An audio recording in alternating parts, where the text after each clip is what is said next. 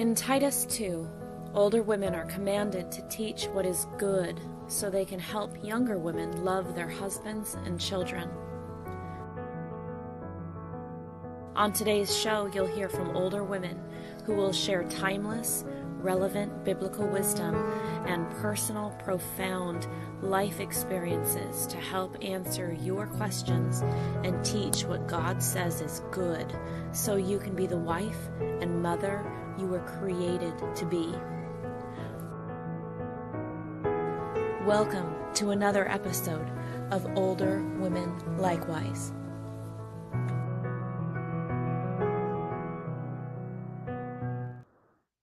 Good evening and welcome to Older Women Likewise. We're really excited this evening to have Lauren Bassford and Ellen Vaughn with us, as well, of course, as Jill.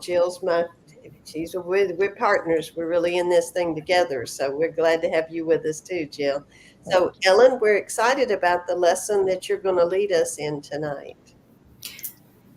Thank you. It's an honor to be here. I appreciate the invitation.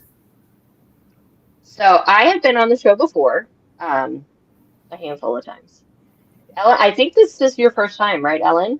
It is, yes. Okay, so Ellen and I work together for an organization called Sacred Selections. A lot of people will have heard of it, but not everybody. And so tonight's lesson is kind of looking at, it's a Bible lesson, like always, but we want to talk some about what Ellen and I do and why we do it and why we think it's important.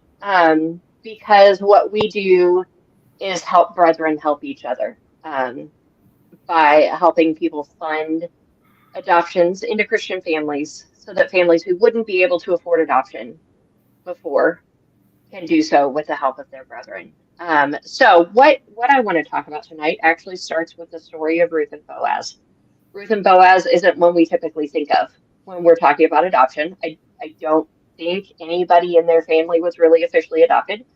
But I think the story has some useful applications to adoption and to time management, which is a fascination of mine. So y'all know I'm going to talk about that. So that is what we're going to look at tonight. So I want to start us off looking at the story of Ruth and Boaz in Ruth chapter 2. And it's a familiar story, so I don't think we will read it necessarily. But what struck me as I was reading through the story this time is that Ruth goes to Boaz's field on the advice of Naomi, and she goes to the corners of his field. And we're going to look in a few minutes at why she headed that direction in the first place. But when we think about the part of the story where Ruth goes specifically to Boaz's field and they have their interactions and she is gleaning from the corners and the edges, what stands out to us about this part of the story? What is unique and surprising about this part of the story? Ellen, I will pick on you first since I know you well. And I know that you're a good Bible thinker. So what stands out to you about this part of Ruth and Boaz's story? So something that was brought to light in an adult Bible study we had about Ruth a few years ago, where I worship in Arlington, Texas. And then we brought up again in a Bible study we did for FC Texas Winter Camp a couple years ago, is the fact that Ruth is a Moabite. She is not from this area. She's not kin to any of these people. She's without the protection of a patriarch in her family anymore. And yet she's chosen to come back and to submit herself to a different culture that's not the one she's from. She's left what's familiar to come and be beside Naomi. And then here again, she's putting herself in a very vulnerable place, completely unprotected. We can see that because Boaz mentions that he's told the men to leave her alone, that she's in a spot where she has no protection until he extends it to her. So she has repeatedly put herself in these vulnerable but loving places in order to come take care of Naomi, who also does not have any protection from a patriarch. And so she's come to do that with her. And Boaz recognizes that. And he's heard the story of this Moabite woman who's come back with Naomi, who they all knew already. They've been gone for 10 years, but everyone remembers because it's a small community.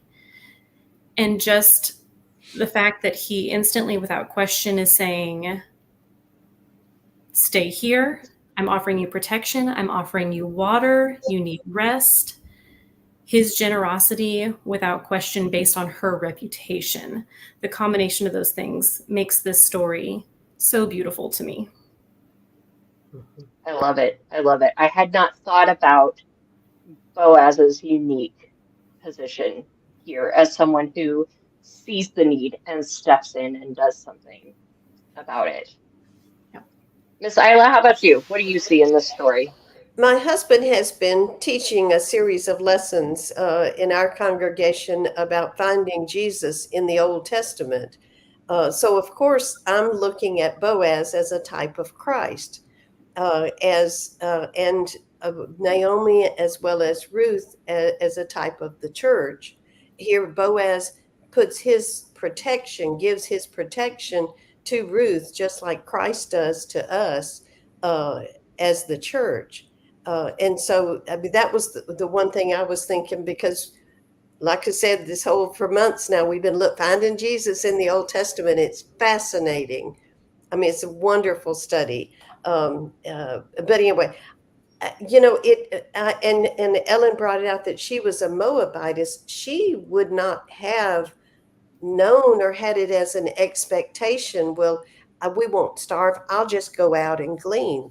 She wouldn't know necessarily that would not necessarily be a Moabite tradition or teaching like it was for the Israelites. So, yeah, she would have definitely been, how are we going to survive? And yet she wanted to follow the God of Naomi. Right, which says something interesting, right, about the 10 years that they spent in Moab. She must have learned from her husband and from her brother-in-law and her mother-in-law and her father-in-law that God is to be trusted and that we can rely on God. Because you're right, that wouldn't have been an expectation. Miss Jill, what do you see? Well, we've also had a really in-depth study of. You guys are on it, man. I mean, and yeah, the Moabites were not just estranged from Israel; they were hated. There was a history there between the two nations that would make her unpopular. I think what I see in Boaz is, in fact, in both of them, a great mutual respect for different reasons. Boaz is respecting Ruth because of her kind treatment of Naomi. And of course, he's respected for his position that he has, not just economically, socially, but also in the family. He's a family member. So he does have some obligation as an adult male family leader. And so I think maybe that can kind of go into what we're thinking about when we start talking about your corners in a minute. But he was generous beyond what would be expected, well beyond. Right. So that was one of the things that stood out to me in Ruth 2 in verse 19. Naomi is astonished when she gets back. She goes, where did you go? Who did you work with that gave you this much? That apparently Boaz went above and beyond. But it's interesting. So I'm going to come back to something that both you, Jill, and Ila both mentioned. And that is that Ruth, as a Moabitess, would not have had the expectation of receiving the help that she did. And that's interesting that we say that. And I think we all kind of immediately go there because it's been drilled into us. But I want to look for just a minute at the book of Leviticus, which is not a place that I go to very frequently. But I think it's important to consider why it is that that was an expectation for the people of Israel. Right. So I'm going to look first at Leviticus 19, verses 9 and 10. As God is giving laws to his people, he says, when you reap the harvest of your land, you shall not reap your field right up to its edge. Neither shall you gather the gleanings after your harvest. You shall not strip your vineyard bare, neither shall you gather the fallen grapes of your vineyard. You shall leave them for the poor and for the sojourner. I am the Lord your God. And I love that that is punctuated with that I am God. It feels like the I'm the mom and I said so at the end of telling your kids to do something. Because this is weird, right? This is weird. Why am I going to plant this stuff knowing that I'm not going to pick all of it, that I'm going to leave some of it at the edges? And then if we go to Leviticus 23, just not very much further in, and we look at verse 22, it's repeated. When you reap the harvest of your land, you shall not reap the field right up to its edge, nor shall you gather the gleanings after your harvest. You shall leave them for the poor and the sojourner. I am the Lord your God. Mm-hmm. There's not much word count to the Bible. And so when something is repeated, that's a big deal. That's emphasis. This is extra special important. So what specific instructions do we see here? And then I want to think about why we think they're there. Because we have I'm the mom and I said so in both of these passages. But I think God does things for reasons that we can see and figure out. Mm-hmm. So, Miss Ila, what do you see there in terms of why does God want his people to do this in the Old Testament?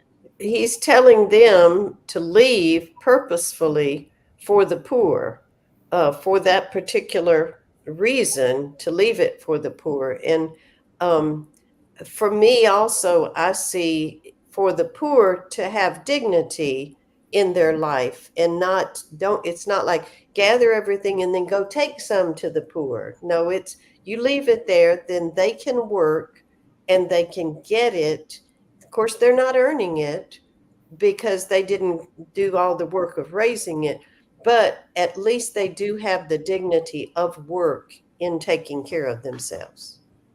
I love that. And that joint effort of I'm going to do this part and you're going to do that part, and together we're going to make something beautiful. Right. Miss Jill, what does this bring to your mind? What do you think?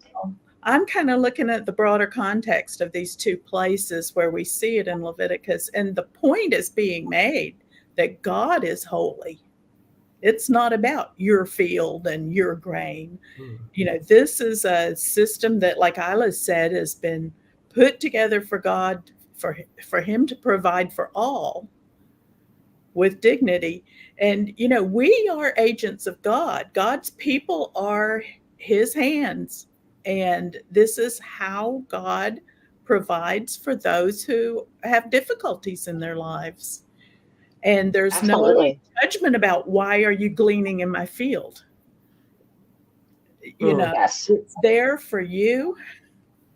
If you have needs, then you have a way to take care of that. And the Lord has provided. And I don't think it's so much because I'm God. It's that I am God and this is right.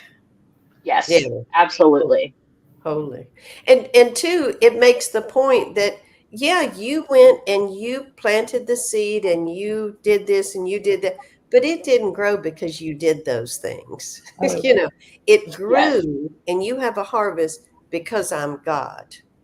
Right. Yes. Right. Yes. And so I'm seeing God is providing for the vulnerable and the oppressed, but also God is reminding us who's in charge, reminding the Israelites who's in charge. Ellen, what else do you see? Again, looking at some more context, we see one of the passages that it's couched in conversations about the feast, which includes the Feast of First Fruits, which is such an intentional pause to put trust in God's provision. Because when we're taking the first that we get of our harvest and we're dedicating it, and our family is intentionally not using that economically or as food for our family or to make our own wares, God calls them to trust him to provide and maybe set aside the hustle and make it about God is the one who has provided this, just like God is the one who instructs a day of rest, a day of break from your labors. That putting trust in God to say, if I don't get every last scrap of harvest that I can get, he's still going to provide for my family. And part of that provision comes from this shared community we have, where I'm leaving that in trust to him, but also so that it can be the provision for someone else who is in need. So a large element of faith in the fact that God sees those who have need, and that he sees that we have give us this day our daily bread, give me what I need for today, and just that day-to-day mindset that we can be faithful to God without abundance, and that abundance shouldn't be the goal. It's not the design. I like that. I was skimming and Go ahead, scanning Jill. all afternoon for the passage that said that we are given abundantly so that we can share with others. And I couldn't find it. I found a lot of other good stuff. Right. Pull that one And up. I like the idea that we don't have to have abundance in order to serve. Mm-hmm. But when we have abundance, why is that there? It's Why? not there for me to say, whoo, I can take, I can.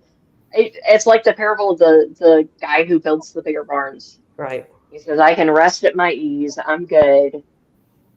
And the point of that is, it's not about you. It's not about, this is not just for you. I think you guys have been cheating and looking at my notes. Boaz is such a good picture of that, though. We know he's a prominent man in the community. We know that he is not lacking. He has many servants. He has people coming to work for him in his fields. He's not a small backyard farmer that this is what he's going to have to take care of himself through the winter. And he leaves portions, and he's saying, drop a little extra. This is a family member of mine. I admire her dedication and her hard work and her ethic. We're going to leave some more for her. I'm not worried about myself. I'm okay with letting some of this abundance go. Mm-hmm. Absolutely. Go ahead, Jill. Yeah, her character has a lot to do with this story, though, because the first thing Boaz learns when he comes to the field is she's been working as hard as the hired hands have all day long already. So the fact that she's putting out all this effort makes him even more generous in wanting to help supply her needs. Mm-hmm. Absolutely. Again, a picture of Jesus, right?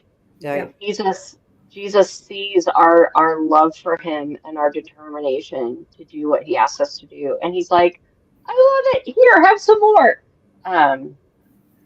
If a man cannot work, neither shall he eat. There you go. Absolutely. Absolutely.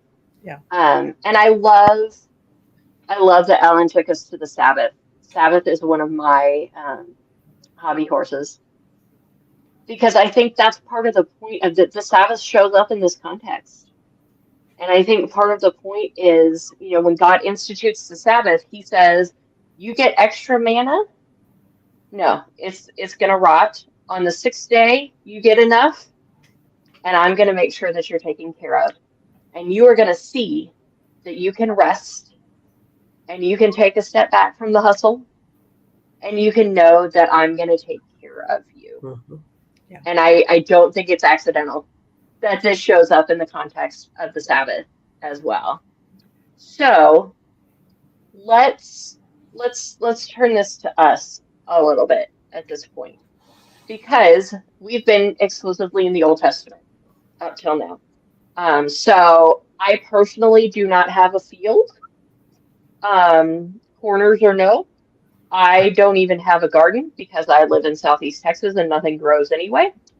And if it did grow, the hurricane would take it away. So, but I have fields metaphorically. And so what I want us to think about next is how this applies to us, whether this applies to us, whether the goals that God has in setting up these rules and these regulations are something that we need to think about this. So who are the targets for the purposes that we talked about just a minute ago? Do we need to worry about caring for the poor and the sojourner and the vulnerable? Do we need to worry about letting God be in charge and us being reliant on Him for our increase and our abundance and our blessing? Are those things that still apply to us today? And if so, what does that look like? Miss Jill, we'll start with you. Everything in the Old Testament that's of a physical nature points to a spiritual principle in the New Testament. So, yes. So, yes. Absolutely. Absolutely. So what does that look like? Who are our edges? What are our edges? Miss Isla, what do you think? You know, in the Old Testament, the poor and the widows and those, you know, that were orphaned and so forth were of the people of Israel. They were their brethren. And so I think that as a first, you know, we are to help to those of our brethren who are poor or who are in affliction or in some sort of difficulty. And I think each of us either has been a recipient or has been a giver of care and help for brothers and sisters in Christ, part of those in our congregation or of those in the church in general. And, you know, sometimes it's money, but sometimes it's time, it's effort, sometimes it's just a certain amount of energy or caretaking or talking on the phone or off, or, you know, it's just, I see that as those are the people that I think in the, at least as we start from ourselves out, I think we see our brothers and sisters in our church, you know, in the church, in our congregation. Absolutely. Jill? James says in chapter 1, verse 9, let the lowly brother boast in his exaltation and the rich in his humiliation, because like a flower of the grass, he will pass away. So it's in everything. It's an attitude. It's an attitude. Absolutely. Kyla was talking about less himself, more of others. Yes. Yes. And that starts at home. And we see that in the story of Ruth and Boaz. Right? That part of the reason that Boaz sought out caring for Ruth is because she was related to him. But she also still met those, and she was still a foreigner. She was a widow, and she was caring for a widow. And so he sought out at home first, and then still left the gleanings for others as well. Ellen, what do you see? I don't want it to sound like we're here to make a pitch for the organization we work for. But we are. So. Well, never miss a good opportunity, right? There you go. We have such a privilege to work for Sacred Selections and to call that our jobs, and to see firsthand people doing this. We see people sending monthly amounts that they've just purposed in their heart that this is a work they want to support. We see people setting things aside throughout the year so that they can go to an annual fundraiser and bid big on an auction item, not because it's worth a lot, but because they've purposed to give, to support families. And then especially we see families who come to adoption for so many reasons. Some, it's the only way to grow their family. Some, it's just a choice that, you know what, we have a strong marriage. Our home is centered on God. We are financially stable enough that we can provide for another child. And so let's make that an option for a child. And so they come to adoption because they've got a space at the table, or they're going to make a space at the table if there's not already one there. And they're willing to take children into their homes to love who might have a diagnosis that would be devastating if you found out about it during a pregnancy. And they're choosing to move forward with an adoption as opposed to adjusting reality and expectations from news you get in a pregnancy. Or we're taking in children who have potentially seen trauma and are 5 years old and need a stable home to help them process that and move forward. Or just loving women who find themselves in a vulnerable position to need to consider making an adoption plan. And then these families say, I'm here. If you want to choose me to parent your child, I will parent them and love them. And then they also love on that mom. And especially we see people forming beautiful relationships. It's not every time, but we see people forming beautiful relationships with women who are not from, they're the sojourners to our community of people. Yeah. They're not from our background, or if they were, they're not in that place now. And it's such a beautiful use of the love in their hearts. And that can be the edges and corners of our fields too, is where we're willing to expend the energy and demonstrate grace and open up our hearts to other places, to things outside of what's normal in our circles. Mm-hmm. Yes. So again, not trying to make a pitch, but it is a very practical daily living choice. Yeah. To love and parent a child that didn't come to you biologically. And so it is an active living out of this concept. It's a financial commitment, it's time, it's other resources, it's love, it's grace, it's accepting strain and stress in different times because parenting is stressful. And it's, again, adoption is not a picture we see specifically in the book of Ruth and in Boaz's relationship with Ruth and his practices, but it can be such a wonderful example of families living out these concepts. So there you go. That is a segue that I cannot ignore. So I'm going to take it and run with it. Because I think Ellen and Ila both have kind of touched on that when we look at in the book of Ruth, leaving the corners and the edges, a lot of that is a financial thing, right? A lot of that is either this is something that I would use to provide for my family, or it's something I would turn around and use to support my family financially. But there's more to it than just finances. So I want us to think for a few minutes about what the edges and the corners of our field look like. And I think I've heard people phrase it as leaving margin in your life, leaving space in your life. And it's difficult. Ellen and I were joking earlier today.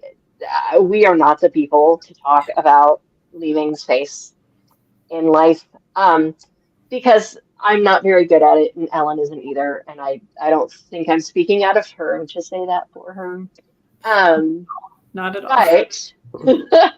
But that is something that is important. And it's something that's important for us to be mindful about. What am I filling up my life with? So I want us to take some time, and there are a lot of adoption related applications here, but there are others too. There are lots of ways that we neglect our responsibilities by filling our lives too full. And I just saying it that way, like I am guilty party number one right here. So let's think about some different edges and corners of our field. Let's start with finances. What do we neglect? What do we leave out? And what does it look like if we do or don't leave the financial edges of our field? Who do we neglect when we don't leave the financial edges? And who can we care for when we do? Mhm. Who wants to talk about an example there? Well, I was thinking of First Timothy, where it says, if any man or woman has widows, their family, let them relieve them. If you spend all of your money, on yourself and on your own things, then you don't have money to take care of members of the family. When an emergency comes up, whether it's your mother or grandmother, or whether it's your son or daughter or grandchildren, even that have needs. So it's always better money management to have some set aside, not necessarily for your own hopes and dreams, but to help other people. That things come up, things happen, and help is needed, and you can leave those edges and corners so that it's ready when there's a need that's expressed, either in your family or in the church or in the community, that you're able to help. Absolutely. Absolutely. Where have y'all seen this play out? Have you seen situations where people were able to help because they left the edges and the margins, or conversely, situations where people weren't able to help because they were overextended? It's we live in a society that's all about self, really all about self. We see people making sure they have everything they want before they make sure that the things that they and their immediate family need are taken care of. And I would hope that doesn't happen in the church, but we're people. We're people. We have to, God blesses each of us differently. I was thinking, there's so many things that you can be blessed with that have nothing to do with finances. Absolutely. Absolutely. You can use your brothers and your sisters. Yeah, you're right. We had a situation where one of our members had emergency surgery, and doctor wanted to send her home, but somebody needed to stay with her. Well, there was nobody to stay. We sent out a message, is there anybody can stay? And one of our sisters said, yes, I can, and left her home, drove 30 miles to go stay with that sister overnight, just because her life was in order such that she could, and I was just awestruck. Wow, just like that, ready to go. And the same in the congregation, when a lot of times at a service we will learn of somebody has some emergency that need, where money is needed, and it's one of our congregation, and people just bringing out the money, and I'm thinking, how do you have extra? But there are people who have it set aside, holding it, waiting for that time to use it, when there's that need, ready to use it. And I admire that so much, and it's such a blessing at this stage of life to be able to, and not have to worry about, well, what about the children, and how am I going to do, and all of that, to be able to set aside that money without having all those little ones to see about. Absolutely. Ellen, what are your thoughts on leaving financial edges and corners? We see the intentional setting aside, but we also see in our modern times a lot of small daily comforts and conveniences that there's nothing wrong with those being a part of our budget and our lifestyle if they're not overtaking or becoming our primary source of comfort and identity and all of that. And we're not prioritizing that above other things. So that's always so beautiful to see something like there's a need, well, I don't have budgeted this week to set aside this amount of money, but I know that if I skip my coffee and we don't order pizza, instead I make something at home this Friday, that'll cover it. And so making small choices to forego things that might be a comfort or a convenience it's an area of margin that may not look like you have margin, because you're making an in the moment choice to create space where there might not have been on paper when you looked at the budget previously. And what I love about the way God's family works together is that my little bit of space and your little bit of space and their little bit of space all comes together and fills the need. You know, it doesn't have to be some heroic effort from one person to completely fill. Each of us gives the little bit that we have, and all of us together, it's almost like God designed it that way to work like a body. All of us together doing our little piece. Sounds familiar. It does sound familiar, and it gets the job done. Let's think about some other ways too, because I think it's easy to focus on finances, especially in our culture. It's also That's really easy to throw money at a problem and feel like you've helped. Yes. That's exactly the phrase I was about to use. Yeah. It's like that's what we do every day. It's like we talk all the time. That's what we do. So we throw money at problems and assume that they're going to go away. Jill? When I looked at the Leviticus 19 passage, the heading in my Bible at that section of text said love. And when I look in where am I now? Romans 12:9, let love be genuine, abhor what is evil, hold fast what is good. Love one another with brotherly affection. That's a resource we can use. Outdo one another, showing honor. Do not be slothful in zeal. Be fervent in spirit. Serve the Lord. Rejoice in hope. Be patient in tribulation. Be constant in prayer. Contribute to the needs of the saints and seek to show hospitality. And that is not just about money and things. Correct. Right. And that's not just about being Martha Stewart and all of my placemats snatch and all that. That's saying, look, we were talking earlier about the hurricane. The hurricane came through Houston. Oh, yeah. And I mean, it knocked us back to the 1980s, y'all. My kids did not know what to do. No video games, no YouTube. What are we supposed to do?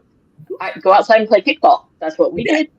But I realize I don't have cell signal. I don't have internet. I'm having a really hard time getting work done. And babies come when they want to come. And so my work needs to get done. And so I called Ellen and she said, when will you be here? And opened her home and even gave me clean sheets for the bed. She's amazing. But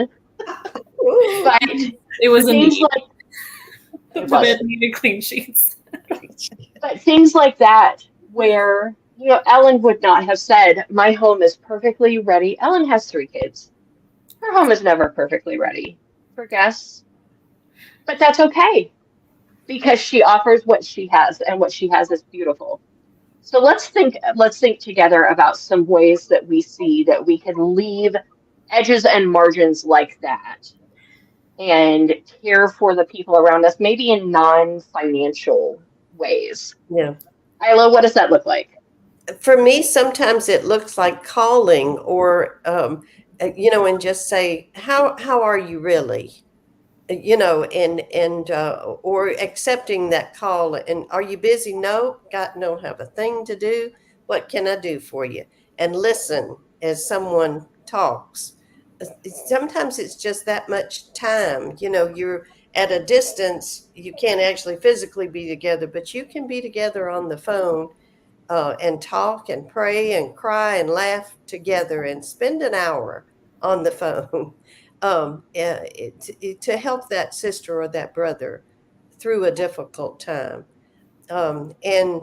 Sometimes, it looks like, well, like Ellen said, just come on over, and regardless of what, without worrying about, oh, my house is not, perfect or whatever, just come on and sit down and let's talk and just have a glass of water, but just spend time with someone without saying, well, I've got 15 minutes, just the day is yours. That's a wonderful thing to do. Absolutely. I've heard it said that America might be one of the most financially prosperous countries in the history of the world, but we are also the loneliest. Mm, And sometimes what people need is not more money thrown at them. They need our time and our attention and our love and our care. mhm. And that stuck with me when I heard that for the first Yeah, time, because Yeah. people need money, sure. You got to keep body and soul together. right. But as much as anything, people need me. They need me to be present Mhm. with them. Miss Jill, where do you see it? Well, I think we've touched on it a couple of times, and you did there too. But the media is so time consuming that we engage with. And I'm as guilty as anyone. I might not be playing video games on my phone, but I might be watching TV or, Something. scrolling through Facebook, watching, you know, um, I think that's something we have to be careful with. And we do let that take up an awful lot of our time, especially like the lonelier you feel, the more you kind of get sucked into it. Yeah. So I don't have a Absolutely. solution, and I'm not the poster child for this one, but I think this is a good one for all of us to talk about because I think all of us feel like we're not the poster children. So that we're the right people to talk about it then. Mhm. Ellen, what do you see? Give us an example of how we can leave edges. As we've been talking, my brain's kind of gone in a different direction.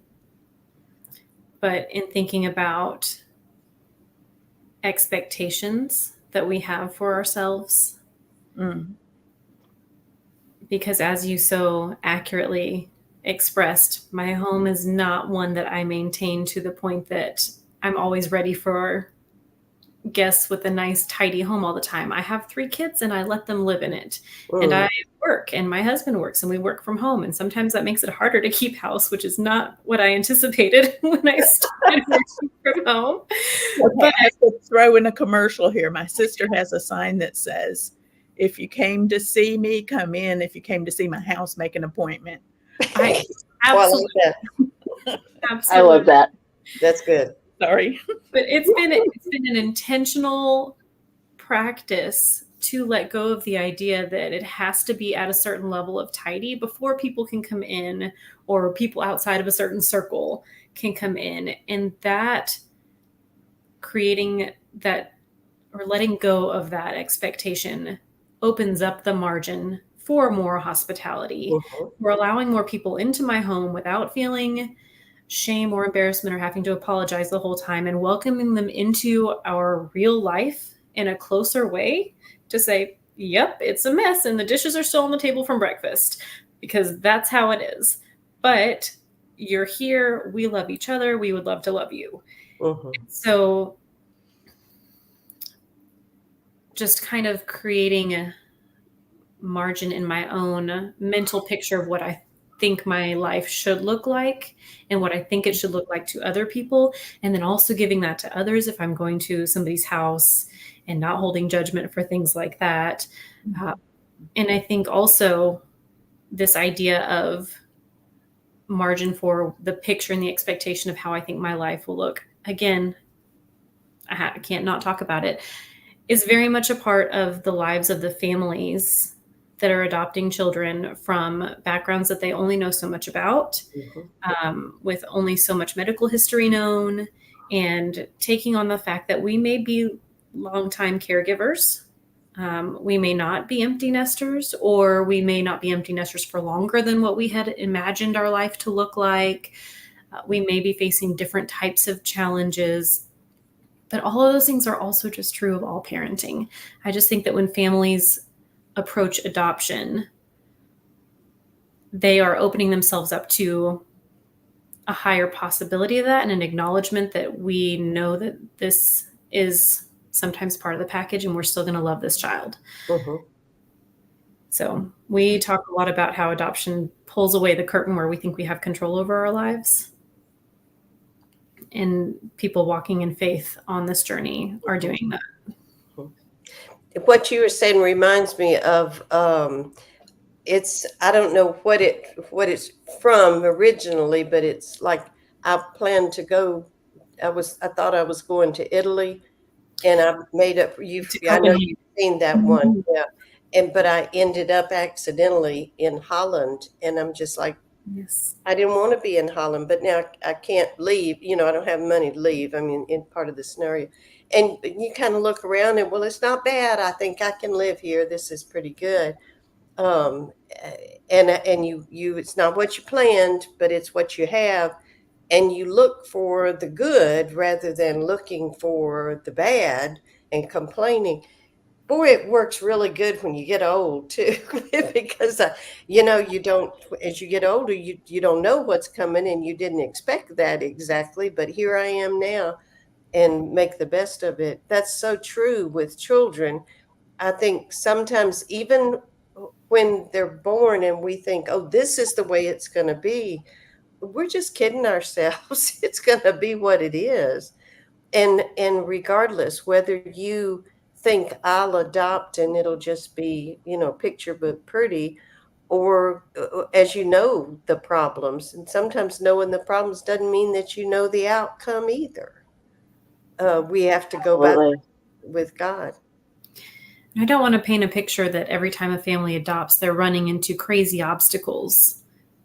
But we also know that when we pursue any kind of parenthood or any kind of work in God's kingdom, we do the work because the work is what God expects of us. The outcome of that is not in our control. And that is a hard parenting lesson because you feel like you should be in control of what's happening in your house. And there are some ways you are, and there are many ways that outcome is not up to you. That's right. Absolutely. Jill? And I do have to say this, it's not for everyone. There are some people that's not the road that is best for them to go down. I agree. Absolutely. Options available, and maybe you can't commit your whole life to that, but maybe you can, maybe for a few years you could foster a child or children, or you can provide date night to the family that has lots of kids, and you can show up for them when they're having a hard time without judgment, and you can go to the fundraiser to say, we see what you're doing and this is what I can give in support of it. Right. Or maybe you're willing, but it's not part of your spouse's vision, but maybe there's some volunteer things you can do. Absolutely. So there are lots of options that you can find things to do. Yeah, there are lots of ways to do God's work and to support and help others. There's not just the one way, and there are just lots of ways. And I think that one of the things that you ladies do with Sacred Selections is to make it obvious that there are lots of ways you can support families who want to adopt or who have adopted, or you can just support the Sacred Selections themselves in helping families. Or and I love how you'll on Facebook it'll say a family got the call, pray, and if I can't do anything else, I can pray, and so that's the most important thing you can do. Yeah, absolutely. I mean, that's number one and the most important, the most powerful. And let's say, I'm sorry. Yeah, go ahead. So, I love that there's more than one way to help. We did have a family in our congregation where we moved here that have an adopted child through Sacred Selections. They had 3 other children of their own, but they just felt like they could just take one more in. And, everyone in the congregation just gave so much support to them and all of that, and this child didn't look like the other children, which was fine because he wasn't treated any differently. Yeah. But, that too, when you've got those in your congregation or in your neighborhood or in your family, I mean, you can still give love and support. Mm-hmm. Absolutely. So, wanted to throw that out. What I think we keep circling around, and we'll close with this, is that all of this relies on us resting in God and letting God be our Sabbath rest, and recognizing to the expectations point, I don't have to keep a perfectly neat, tidy Martha Stewart house to have things to offer to people. I don't have to bring a child into my home to support the good work of caring for the vulnerable and the oppressed. I don't have to come up with all of the money to fund an adoption to be able to care for these. Everything that we do, we can rest in God, knowing that we can give what we have, we can offer what we can, and God will make it enough. God will take our widow's mites and make them enough to get the job done. God will take our loaves and fishes and he will multiply them if we will rest in him and leave the margins open.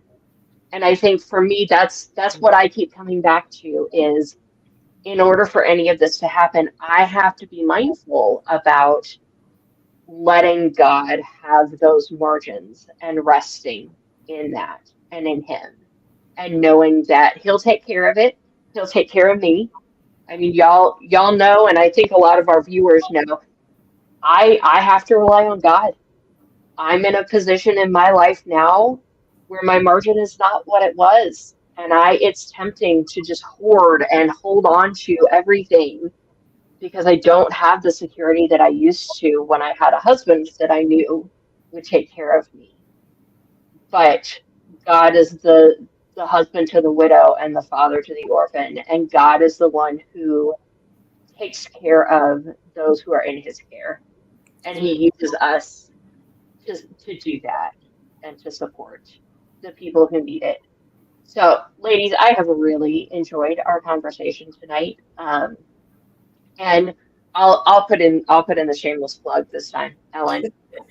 If this conversation has made you go, man, I have some margins and I want to do something to support children who need a family, reach out to me, reach out to Ellen. That is my favorite part of the job, is getting to connect with people who want to do God's work in that way. So I have loved being with y'all. I know we're kind of coming up on the end of our time, but thank you to our viewers as well who have stuck with us. And I hope that this study has been useful and beneficial. And I hope that God's kingdom will thrive because of the time that we've spent here tonight. Good night. Good night.